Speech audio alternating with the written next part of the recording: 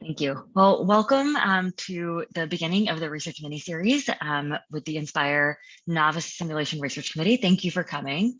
Today, we're going to be talking about writing simulation scenarios for research. I'm hoping to make this interactive as it can be on Zoom, and that's going to include some small groups at the end. So please join in and give me your thoughts because this is some of this is kind of on the heavier side, just in terms of designing a simulation so that it makes sense for research. So first, why consider research? My thought, this is what I was taught as a trainee, if you're going to teach anyway, you may as well study its effectiveness. And then it's a question of whether you're meeting your goals as an educator, a quality improver, or an advocate. And robust scenario design is crucial to ensure that the objectives are reached in a way that's meaningful, that's valid, and that makes sense to other people. So we're going to start with the really boring stuff, which I would say are the theoretical considerations. Has anyone seen this little graphic before? Or thought about like what paradigm they're using in their research?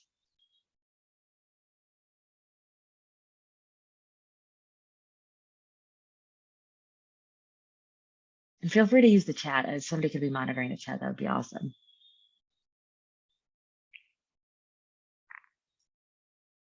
Okay, so we think about the method is kind of what you see in the paper at the end. And we think of simulation as kind of not a paradigm. You can use any kind of philosophical foundations, theory, or methodologies to study simulation. But that's kind of all underneath the surface and should really inform how you design your simulation. So I know this feels really boring, but this is kind of how I think about it. This is from a really good paper on like picking paradigms when doing medical education research. So most people, I think about the methods and the sources, but don't often go back to kind of the first three things and maybe the fourth one. So in our sources, if we're doing sim research, our sources are simulation, is the actions of our participants, possibly their communication. We know what our sources are going to be. So that part's pretty easy. But the question is really about going back to the beginning and helping decide what we value. So what do we value when we're designing a sim for research? And that will kind of inform the kind of questions we're going to ask.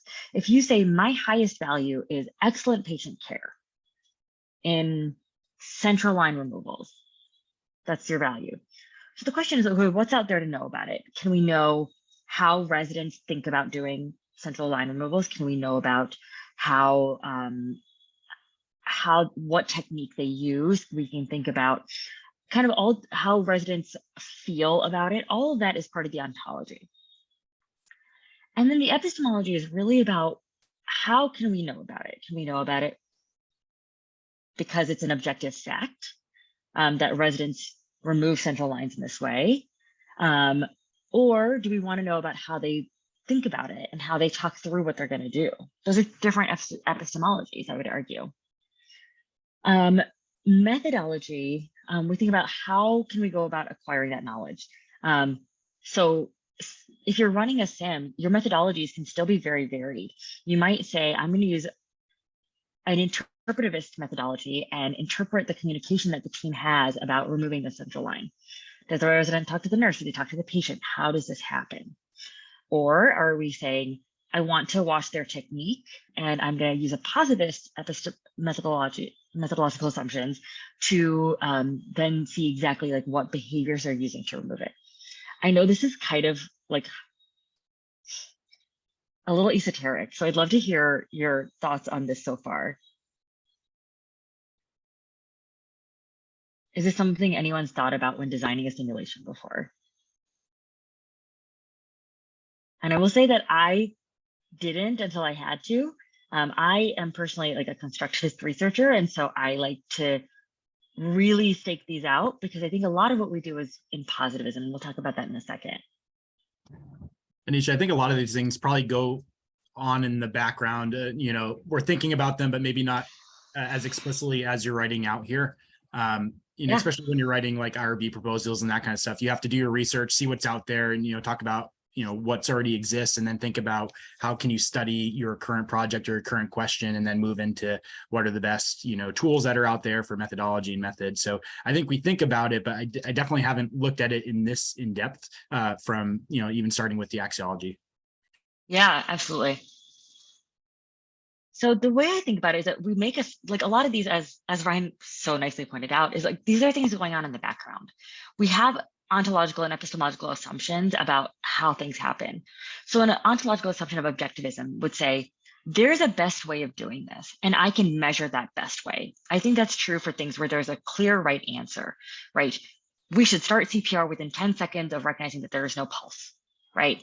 That is something that's really objective, that is measurable with a positivist epistemological assumption, right? Whereas with a constructionist ontological assumption, we think about how the participants construct their reality. So good leadership, for instance, is a really hard thing to define in positivist or objectivist ways, right?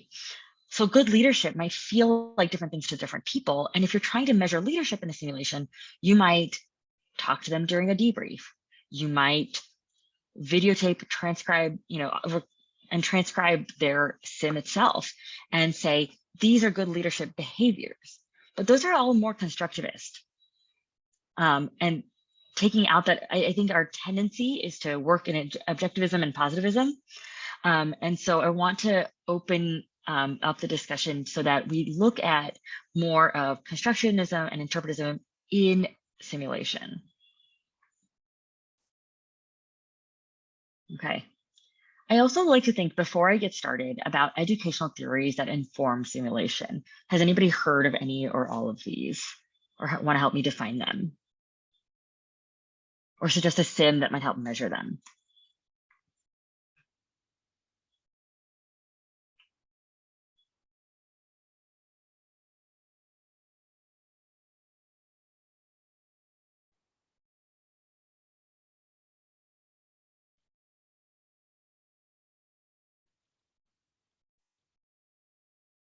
Okay. Sorry, Anisha, what was the question exactly? Is anyone familiar with any of these educational theories and can talk a little bit maybe about how it might apply within simulation? I've definitely heard about adult learning theory being applied, especially in the context of debriefing for simulation, and thinking about how best to engage learners and get them to take away the most important learning objectives from your sim. And then for cognitive load, I've definitely thought about that. And maybe I don't know if it's exactly in the context of an educational theory, but thinking about it in terms of like using simulation for learning things about communication and teamwork. I agree with both of those. I think adult learning is theory. It assumes that learners are self-motivated and self-directed, which is a really important assumption that we should make with all of our learners, because our learners are thankfully all adults in these scenarios. And so, yes, making the debriefing, making the simulation relevant to their day-to-day life is one of the ways we apply adult learning theory. Cognitive load theory, I agree with you as well. Basically, everyone has a finite working memory capacity, and that fact should lead to extremely careful consideration of what the goals and objectives of a particular simulation are. I think everyone's probably participated in a sim where they try to cover too many things, right? And that is not paying attention to cognitive load. I think the other kind of flip side of this is simulating the cognitive load of a clinical environment, which I think many of us is very high right now. And so saying, okay, how can we make your cognitive load higher in sim to match your real world environment? What about the other three? Anyone heard or have used those? So behaviorism is a little bit older. It's observed by behavior, and it also incorporates positive and negative reinforcement to make sure that some of your objectives are met.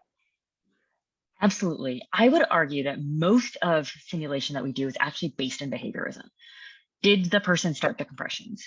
Did the learner intubate the patient, right? We're looking at specific behaviors, right? So behavior, I think, is kind of like entrenched in simulation. And it also includes the development of deliberate practice, right? So if I we all have heard of, Betsy Hunt and rapid cycle deliberate practice as a paradigm within simulation. But I think specifically behavioral learning theory, thinking about, okay, deliberate practice supports improvement of performance and using that to our advantage. What about the other two? These two are probably the hard ones. Sorry, go ahead. Well, we developed an ultrasound simulator, and my resident who did almost all of the work in creating the curriculum used educational concepts that we got from my grant. Actually paid for a medical education expert to consult with us. And so we took the advice from that expert and implemented it. I wasn't, I can't speak to like which of the 5 theories we were using, but basically the concept was that traditional modes of teaching ultrasound, I think, had too much of a cognitive load. In other words, they would present 4 hours of lecture up front, have lunch, and then 4 hours of hands-on practice. And that was really not the best way to do it. We minimized instead the didactics up front to a bare minimum, and we distributed that teaching along the course of the curriculum and allow people to do their hands-on training really early, because that's what everybody wanted to dive into. So by distributing the didactics, we were able to present that information at a time when it was more easily received, let's say. That resulted in several things that were not anticipated. One was the completion rate for the curriculum shot up. Number 2, the amount of time it took for trainees to complete the curriculum went down to half. I mean, that was an amazing result. It was totally unanticipated. And using the skill metrics that we had developed, we were able to show that even though the residents were spending half the time as before, they were still achieving the same amount of skill competence as the original longer curriculum. So needless to say, we have scrapped the original one and are just following the distributed curriculum. I love that. I think that exemplifies 2 of the theories on here, specifically behaviorism, right? So doing deliberate practice is going to help you probably a lot more than didactics. And that also encompasses a little bit of adult learning theory. I would argue that it also includes social learning theory, which is the idea that learners do well in simulated environments and can develop self-regulation and get a lot of feedback in this way. When they, the see one, do one, teach one is kind of part of social learning theory, and seeing how you fit in. Okay, I'm the resident. It's my job to do the FAST exam. I've watched other people do this FAST exam, and now I'm going to do it in the same way they did, right? That is kind of within the umbrella of social learning theory. What about constructivism? This is probably, I think, the hardest one. I guess I think of this like you build on your past experiences. So this is where I kind of think about like Kolb's experiential learning cycle and think of it as like a constructivist theory where, you have your previous experiences, you have some new experience in front of you, you have to analyze it, think about what's going on, whether it's through the debriefing, and then you build on that and try it out in the new, next phase and kind of, I don't know, it's like building blocks. And rapid cycle deliberate practice is kind of along this lines too, right? You keep on adding new knowledge and building until you can do the whole scenario. I agree with what you're saying. I think that doesn't necessarily fall into constructivism, though. Constructivism is kind of around people. The basic idea is that people build their own experience. So let's say you, Ryan, develop the most amazing sim in the world, right? And a resident could come in and they could be tired and frustrated in post-call and they could have the worst experience, right? So their worst experience doesn't mean that you didn't do all the right things making your sim, but it is their experience and will inform how they do sim in the future, right? So I think the construct and constructivism is about constructing your own experience. And so this really lends itself to the idea that learners really do need some self-reflection to progress, right? So that learner who had that really bad sim, right, that morning, if they don't reflect on like, well, I had a really bad night and I was just really tired and that's why the sim was bad, they might just hate sim forever, right? And I'm not saying it's our job to fix that. I'm just saying that like the learner has to say, okay, how can I reflect on this opportunity and use it in such a way that it is more useful to me the next time and not detrimental to my progress? Does that kind of help? Constructivism is like a kind of a hard one to get your brain around, I think.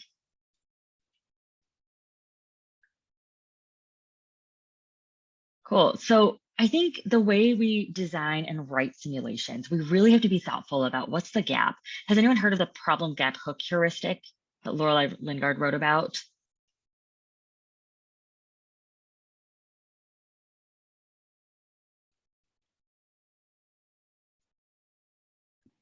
So this is kind of where I think about like, a traditional literature review. You say, okay, my problem is that there's a high CLABSI central line associated bloodstream infection rate in my patients right now. I've looked at the literature and there are established checklists, but the residents don't know about them. So that's my gap. And my hook is that, well, teaching the residents about this checklist and practicing it will help decrease a CLABSI rate, right? So I think being really, really clear on what's our problem, how has it been addressed in the past, what's our gap, and how am I going to fill that gap? And then what's the hook? Like, how is that going to change that based on my axiology, based on my values? And I think specifically in simulation, I review for SIH and for SSH, and I think there's a lot of really, really bad problem gap hook. We don't describe the problem well. We just, because a lot of us are educators, we just want to teach, right? We just want to go in there and teach residents and teach fellows and run sims because we know it's an effective learning modality. I think separating that from, okay, now if we're going to go and do research on this, then how can we clearly define the problem, the gap, and the hook? Does anyone want to give me one that they've done recently, problem, gap, and hook? Anisha, I wasn't going to give you one, although I can probably think of one, but I like love this. I feel like when I think of like a new curriculum that I'm wanting to create, I was introduced to this a few years ago from a mentor, and it's helped me so much to be able to, as you create it in the beginning and it helps you develop your curriculum, but it's also that thing that you constantly go back to make sure that you're still on track. Like, wait, what was my problem? Like, why do we care about this? The other way that I've heard it put is like, what do we know? What do we not know? And why do we care? And writing, it's the same idea, specifically writing those out. And then when you're writing out your specific aims, when you're writing your IRB, you're just like constantly going back to that document and reminding yourself, like, why is this important? So I love this this method. Does anyone want to provide an example where they've used this?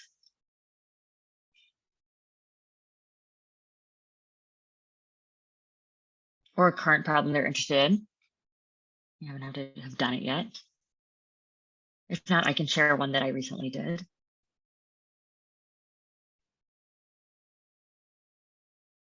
Last year, I was working on a anti-racism curriculum. We identified the problem as, difficulty in having, addressing those kind of problems in the moment at work. Gap being people wanting to address racist remarks in the workplace, but not really knowing how to, like, what language to use and how to do that in the moment. And then our hook was implementing a simulation curriculum that taught learners about some of the like educational tools and mnemonics that you can use to kind of frame those conversations. I would argue that your hook is that anti-racist care improves care for everyone, right? That's the why it matters. Okay. Does that? Yeah. I would definitely agree with that. Resonate. Right. I can hear that, but I think really like being explicit about that helps us then examine like our theoretical considerations and like the background for this. So I would argue, for instance, for this particular scenario, it's really informed by critical theory, like questioning structures and like why do they exist in the way they do, and how can we flatten the hierarchy? And that's what's called critical theory. And so I think having like the theoretical background can really help you establish your problem gap and hook. Anyone else?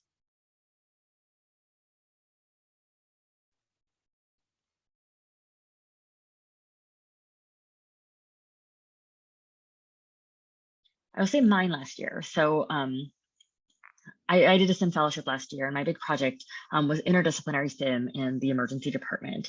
And my problem was that because we are siloed in different professions, that we actually don't learn to work together that well, especially when there's high turnover in our ER, which I'm sure many of you are also experiencing high nursing turnover.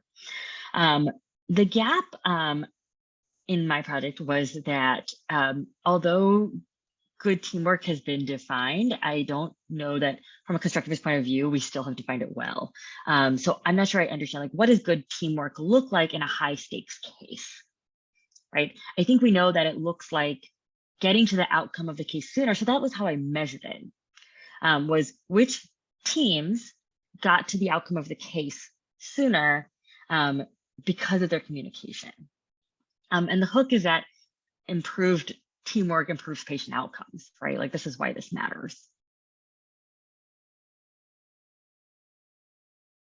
And I would argue that, again, I'm influenced by constructivist theory. Like, people, you know, what one team might have as good teamwork, the next team it might not work for. So I think understanding that variation and that people construct their own reality. Okay, so we're gonna move on from theoretical considerations to the more practical considerations. So if we think about SIM as theater with a purpose, we have to consider which situations make the best use of this strategy. So talking about desired outcomes research-wise is kind of your first task. Like, what is your outcome going to be? Is it going to be how, like, the time to a behavior? Is it going to be how folks in the SIM talk with one another about the clinical problem? Knowing what that is got to be where you start. And obviously, you know, SIM is like a costly endeavor in terms of personnel, equipment, space, time, all these resources that we need in order to do SIM. So we have to be really judicious in the choice of when to provide simulation, what learners to include, and what outcome makes sense. The assumption, I think, in many of our hospitals, mine included, is that SIM fixes everything. Like, there was a safety event, now let's SIM it, which is fine, but is not how you get to good quality research and simulation. And the practical considerations are extremely important. So the best practices I think about are addressing the domains of learning and ensuring that the objectives correspond to the level of the learner, are congruent with the outcomes, are evidence-based, reflect a holistic view of the patient, and are achievable. Context includes the physical environment, the types of patients and resources that are available, the stem of the case, and this will obviously vary whether you're using, you know, SPs for simulation, test trainers, or mannequins. Context should also address the level of the learner, reflecting what's realistic and achievable for that level of learner. And we'll talk about kind of each of these things in turn. Any questions on any of this?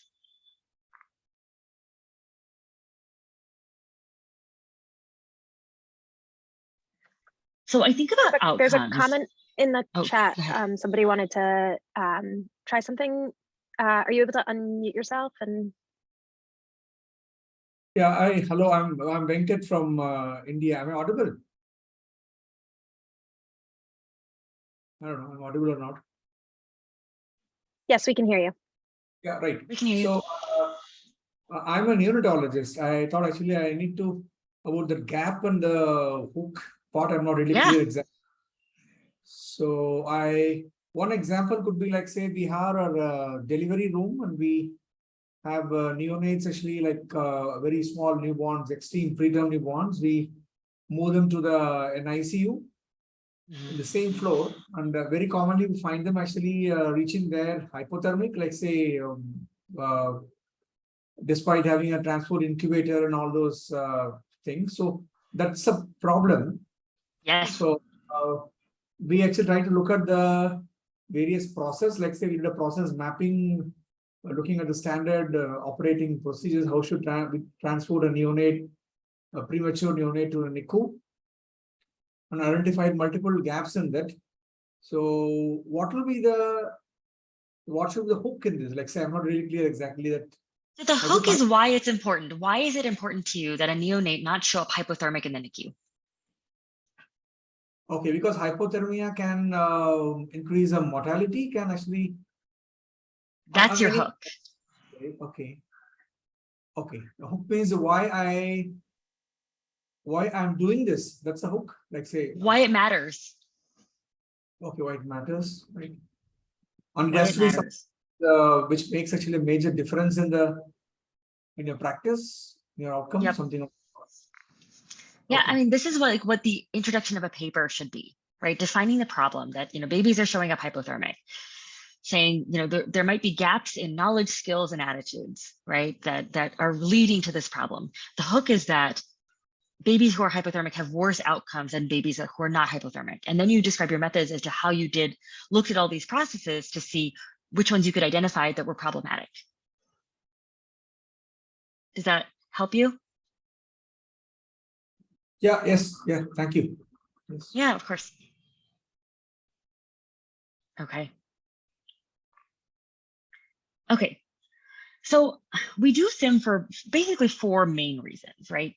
It can be education, it can be assessment, it can be about health system integration and patient safety, but all of those can be research. And I think it's important to know that. And whenever you're doing SIM, there's probably a way to turn it into research and that every paper has a home. I firmly, firmly believe that. So I think, given all of this, like that you can do it from any of these angles, like knowing what outcomes you're hoping to study, in which context, and what are the objectives that will lead to your studyable outcome are important questions to answer right at the beginning. So, for instance, for Venkat, for your project, I would call this, a patient safety outcome that you're thinking about is, neonatal hypothermia. And you could do a SIM to include all the behaviors that you want your delivery room staff to do to prevent neonatal hypothermia. And then your research outcome might be, in the SIM, how many of these actions are completed. Does that kind of help link things for everyone? Does anyone have another example from assessment or education that they'd like to talk through?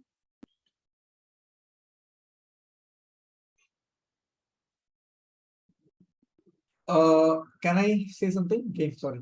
Please. We're planning actually one small research actually to train the pediatric and nurses and residents to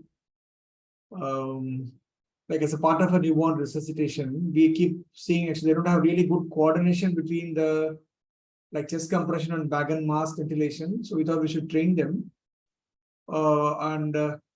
by doing a randomized control trial, compare the routine method of simulation or debriefing versus RCDP as a. So would that fit into education? Like say we're educating on healthcare. Yeah. I think, your research question is RCDP non-inferior or superior to traditional simulation, and it's an education-based project. Yeah. I can give an example of an assessment-based project. Our hospital does a second-year pediatric assessment every year, where all the second-year residents go through the same 5 simulated cases, and it's supposed to be a measure of readiness to be a senior resident in their 3rd year. So it is formal assessment, but we used it for research. And the way I supervised a research project on this was around gender bias and seeing whether there was a difference between the scores given to male and female trainees by different genders of raters. So that's one way to turn assessment simulation into research. Any other examples? We'll talk about context next. I think context is the thing that, like, when you're looking about how to write a sim in general, a lot of it is around context. Making sure that the flow of the simulation makes sense. I think for research, it's important to recognize that your scenario flow should match your outcome. And you should kind of be pushing learners to do what you want them to do. So for instance, for my simulations from last year with my interdisciplinary sim, we had one of them was a trauma sim. And I really wanted them to realize that this patient needed a chest tube. I did not want them to intubate. So I had this, the flow of the scenario was such that this, infant mannequin was crying the whole time. They had an airway. So I was trying to push them to do the breathing part of the scenario, not the airway part of the scenario. And I think that's important when you're trying to, do research. So, my outcome was chest tube insertion was behaviorist when we say, okay, I want them to get to chest tube insertion and I want them to talk through, okay, this baby has an airway, so I'm not going to intubate them. I actually think that breathing is the problem since they have diminished breath sounds on this side. I'm going to insert a chest tube. Has anyone come into trouble? Because I think everyone runs into context problems at some point running simulation. And how have you pushed learners to do what you want them to do? Yeah, I'll give a quick example. So I actually just ran a sim with some residents the other day, and it was a torsades sim, so a polymorphic wide complex tachycardia. And they just like weren't getting that this was torsades and that they needed to give mag. And they kept doing synchronized cardioversion because they thought it was like VTAC with a pulse. So I literally like came into the sim as the cardiology consult and was like, oh, I looked at the EKG before they like went into this and it looks like the QT is really long, and like kind of tried to push them in that direction. But I think this is a really good point, because like the other option is like you just end the sim with them feeling like they didn't get to it and like they kind of quote unquote failed, or you kind of push them in the right direction and at least at the end they feel like they can they have succeeded in some way. So yeah. Yeah, 100% agree with you. I think in sim pedagogy, it's really important to not let our learners fail completely. Like, I think some failure is important, and that, but like completely missing the point of the case is like not a position I want to put them in. I'm not going to let them kill the baby, right? That's just never going to happen unless the point is the discussion around death. So I've had one or two groups intubate the baby regardless, right? Because it's an interdisciplinary team. There's no confederate, and I've let them do it. And then they've gotten to the chest tube, and then I've said, okay, well, let's talk about this. This baby had an airway. I think as long as they get to the outcome that you want to get to, it's a question of like, how can you push them to do that? Especially when you're doing research, I think it's probably even more important.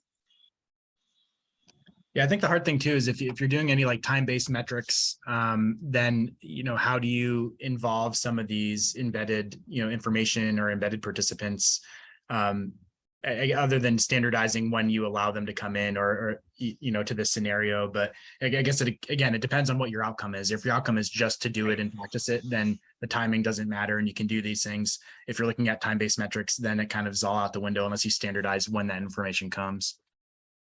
Yeah, for mine, I had standardized the time of like the vital change switches, like the stages of the sim. But when they've intubated, I'm like, okay, they're just going down this road, and that just is what it is. We didn't get to the outcome.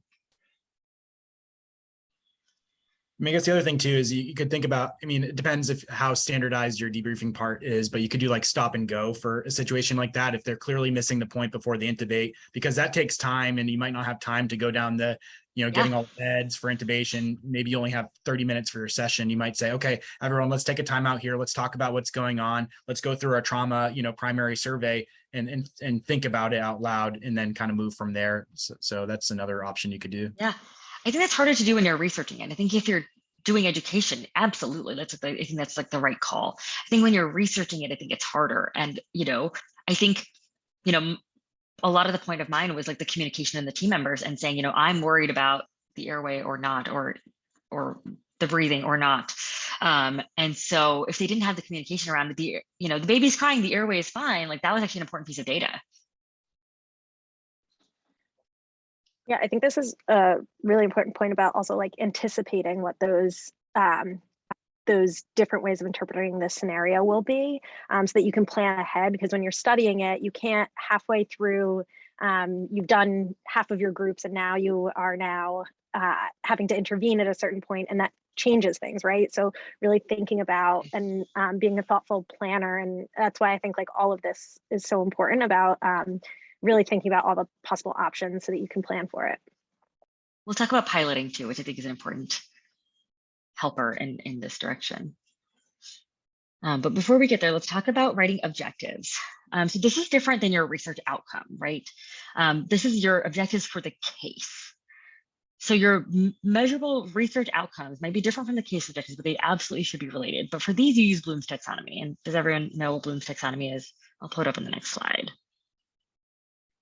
So the question is, like, at what level are you trying to teach, right? So if I want my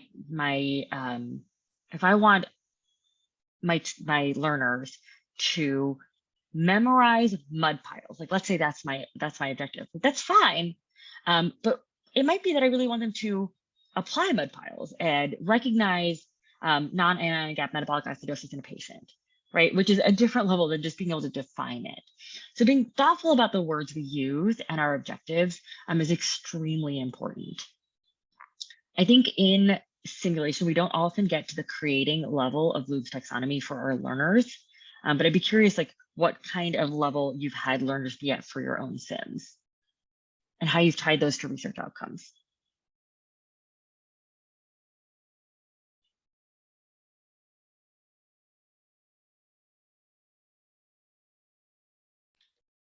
So we've recently just started not just started, it was last year, but a simulation elective for residents that are specifically interested in sim, and they can do it during their kind of free elective time where they kind of choose your own adventure elective time. And it's a 2-week long course basically, but we have started incorporating a little bit of this creating their own sims. And so really, like, by the end of the course, getting to this point where they're interested enough in simulation where they're actually kind of developing some of their own. So that's been really fun, because I do feel like we spend so much time in the, you know, the earlier stages of the taxonomy, and it's been fun with the residents that are specifically interested to push them a little bit further along. You should write up that curriculum. Someone else is doing that, fortunately. Great.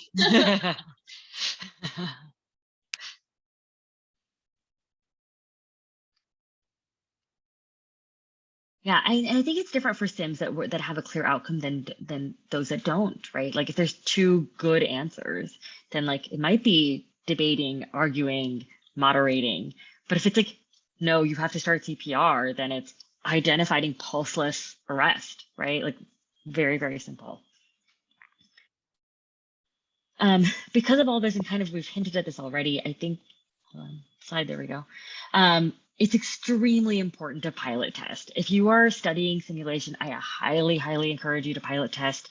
It might not be exact because your population might be slightly different, but it helps anticipate some of the snafus that will inevitably come up in simulation. So I actually had, when I developed this curriculum for the faculty, I had the 3rd-year fellows pilot it for me, so that, you know, I could at least see like what things were going through their mind and, you know, what things I needed to adjust in order to do it well for the faculty. And this is about recognizing the ability of your learners, you know, having consistency throughout your simulations, recognizing the level of the learner, all of that. Have you guys pilot tested your sims in the past?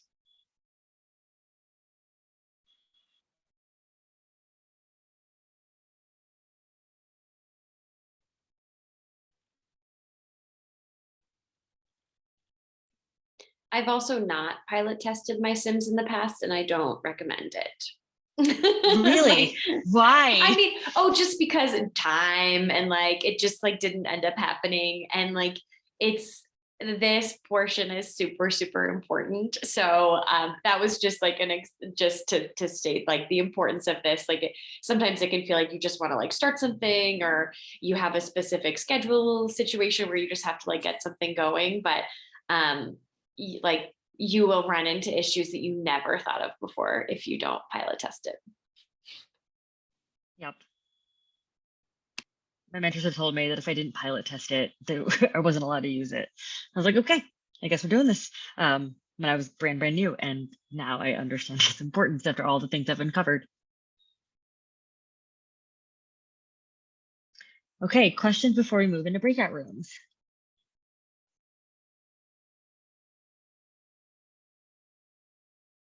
Okay, I think I'm going to stop sharing, and I think Leah is going to put us in breakout rooms that we'll be in for about the next 10 to 15 minutes. I'd love to workshop some ideas that you guys have on your own, some research ideas that, and we'll be, you know, the core group will be in different groups to kind of help out. And we'll be back in a few minutes to discuss some like announcements and next meetings. So I'm gonna move everyone into their breakout room. I've already pre-assigned everybody. So there'll be somebody that's from the core team in there with everybody, and you guys can just talk about designing a sim. And then probably 3 or 4 minutes before, I'll close the breakout rooms, and it'll give you about 60 seconds to wrap up. And I'll give you guys a reminder before I do that, so I don't get everybody in the middle of sentences. All right, have fun, guys. About that, guys. Okay. Thanks for joining us for this one. There's 2 big events coming up.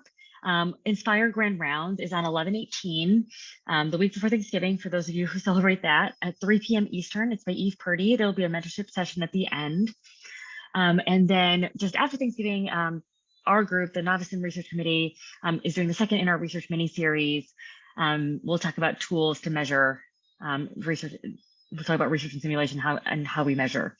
That'll be at 10 Eastern on the 28th. You should already have the registration link, and hopefully you can join us for the next mini-series and that this was helpful. And evaluations, Leah, are you sending out evals? Yeah, We have Leah, one created for grand rounds. Did you yeah, wanna- we'll modify it after this, and then in the next few days, hopefully we'll send out evaluations just for Anisha and some feedback to see how we can improve these sessions.